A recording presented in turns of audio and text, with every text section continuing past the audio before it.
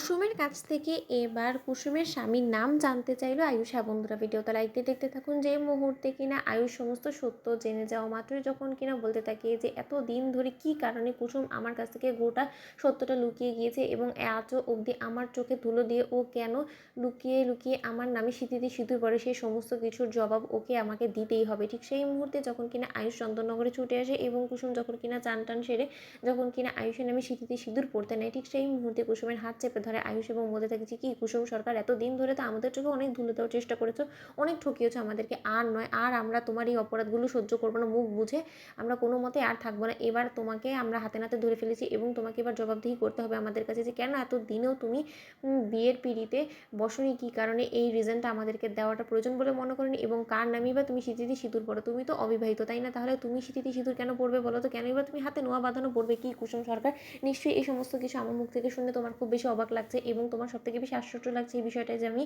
এরকম প্রশ্ন করে তোমাকে হাতে নাতে কেন এবার ধরে ফেললাম। আমার বেশ সন্দেহ হচ্ছিলো কয়েকদিন যাবতই তোমার উপরে, কিন্তু আজকে সমস্ত সত্যটা জেনে যাওয়া মাত্র আমি বুঝতে পেরে গিয়েছি খুব ভালো করে যে তুমি কেন বারবার করে নিজের বিয়ে ভেঙে দিয়ে তুমি অবিবাহিত সাজার ভান করেছো এবং সেই সমস্ত সত্যটা জেনে এসেছি আমি। এবার আমার কাছ থেকে কোনো কিছু তুমি আড়াল করতে পারবে না, তোমাকে জবাবদিহি করতেই হবে যে তুমি কেন এতদিন ধরে তুমি লুকিয়ে লুকিয়ে সকলের নজর এড়িয়ে এই সিঁথিতে সিঁদুর পড়ো এবং নোয়া বাঁধানো এবং এই সিঁথিতে সিঁদুর ঠিক কার নামে পড়ো সেই নামটা আমি জানতে চাই কুসুম সরকার। ঠিক সেই মুহূর্তে কুসুম যখন বলতে থাকে যে না না ছোটো সাহেব, আপনার কোথাও একটা ভুল হচ্ছে, আমি আমার স্বামীর নাম মুখে আনতে পারবো না, কারণ এটা আমাদের মধ্যে একটা নিয়ম। ঠিক সেই মুহূর্তে আয়ুষ বলতে থাকে তাহলে আমি বলে দিই তোমার স্বামীর নাম, যার নামে কিনা তুমি সিঁথিতে সিঁদুর পড়ো সে আর কেউ না, সে স্বয়ং আয়ুষ্মান গাঙ্গুলি এবং সেদিনে সেই অ্যাড শুটের বিয়েটাকে তুমি সত্য বলে ভেবে নিয়ে প্রতিনিয়ত তুমি আমার নামে সিঁথিতে সিঁদুর পড়ো এবং তার জন্যই তুমি রীতিমতো তোমার আগে সেই বিয়েটা ভেঙে দিয়েছিলে এবং এই সমস্ত কিছু সত্যটা তুমি নিজের মনের মধ্যে রেখে দিয়েছো। কিন্তু এই সমস্ত কিছু করে তুমি কি ভেবেছো যে তুমি এত সহজে গাঙ্গুলি বাড়ির বড় বউ হয়ে যেতে পারবে? ঠিক সেই মুহূর্তে কুসুম বলতে থাকে যে আমি তো সেটা কোনোদিনও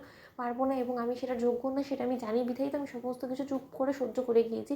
কিন্তু ছোটো সাহেব, আপনি হঠাৎ করে কেন এই সমস্ত কথা বলে এখন আপনি এরকম করে অশান্তি সৃষ্টি করার চেষ্টা করেন, সেটাই বুঝতে পারছি না। আমি আপনাকে মনে মনে স্বামী হিসেবে গ্রহণ করে নিয়েছি, সেটা আমার পর্যন্তই থাক না, আমি তো আপনার কাছে কোনো রকম কোনো স্ত্রী হওয়ার অধিকার চাইনি। ঠিক সেই মুহূর্তে আয়ুষ বলতে থাকে যে তাহলে তোমার কি মনে হয় যে আয়ুষ্মান গাঙ্গুলি দিনের পর দিন আয়ুষ্মান গাঙ্গুলি নামে তুমি সিঁথিতে সিঁদুর পড়বে এবং আয়ুষ্মান গাঙ্গুলি অন্যজনের সঙ্গে বিয়ের পিড়িতে বসে যাবে এবং তুমি নিজেকেই আয়ুষ্মান গাঙ্গুলির স্ত্রী বলে তার পরবর্তীতে বিয়ের জীবনে তুমি এসে হাজির হবে এবং সেই সমস্ত অশান্তি আমি বয়ে বেড়াবো? তোমার যদি এটা মনে হয়ে থাকে তাহলে কুসুম সরকার তুমি ভুল ভাবছো এবং আমি যে এতদিন ধরে যে দুটো চোখকে খুঁজে বেড়াচ্ছি সেই দুটো চোখ যে তোমার, সেটা তুমি জেনে আমার কাছ থেকে কেন আড়াল করেছো, সেই সমস্ত কিছু প্রশ্নের উত্তর তোমাকে আমাকে দিতেই হবে, নয়তো বা আমার থেকে খারাপ কেউ হবে না। বলো কুসুম, তুমি কি আমাকে ভালোবাসো? ঠিক সেই মুহূর্তে কুসুম বলতে থেকে ছোটো সাহেব, আপনি কী সমস্ত কথাবার্তা বলছেন বলুন তো? আপনারা মালিক পক্ষ এবং আমি কাজের লোক, এটা কী করে সম্ভব? তো বন্ধুরা লাইক এবং শেয়ার করে সাবস্ক্রাইব করো।